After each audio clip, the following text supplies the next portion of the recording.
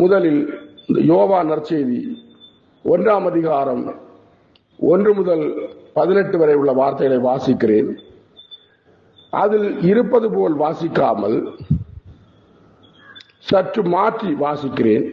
அதாவது உதாரணத்துக்கு, தொடக்கத்தில் வாக்கு இருந்தது, அவ்வாக்கு கடவுளோடு இருந்தது, அவ்வாக்கு கடவுளாயும் இருந்தது. இதை எப்படி வாசிக்க போறேன்னா, வாக்குன்னு சொல்ற இடத்துல இயேசு என்று வாசிக்க போறேன். ஏன்னா இந்த வார்த்தையா இருந்தவர் தான் மனிதரா வந்தபோது அவருக்கு பேர் இயேசு. மனிதரா வாரதுக்கு முன்னாடி அவருக்கு பெயர் கொடுக்கப்படவில்லை.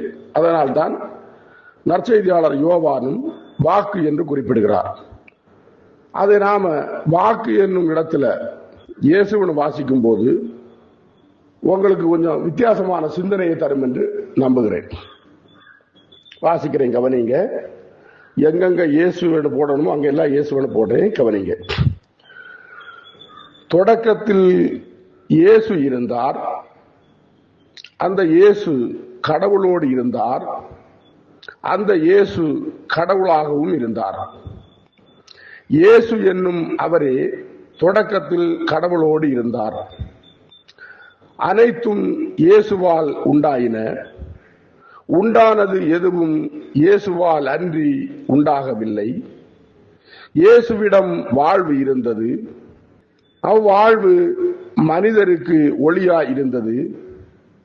அந்த ஒளி இருளில் ஒளிர்ந்தது, இருள் அதன் மேல் வெற்றி கொள்ளவில்லை.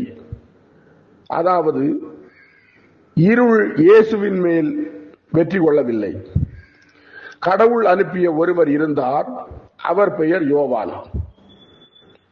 அவர் சான்று பகருமாறு வந்தார். அனைவரும் தம் வழியாக நம்புமாறு அவர் ஒளியை குறித்து, அதாவது இயேசுவை குறித்து சான்று பகர்ந்தார். அவர் அந்த ஒளி அல்ல, அதாவது அவர் அந்த இயேசு அல்ல, மாறாக ஒளியை குறித்து, இயேசுவை குறித்து சான்று பகர வந்தவர்.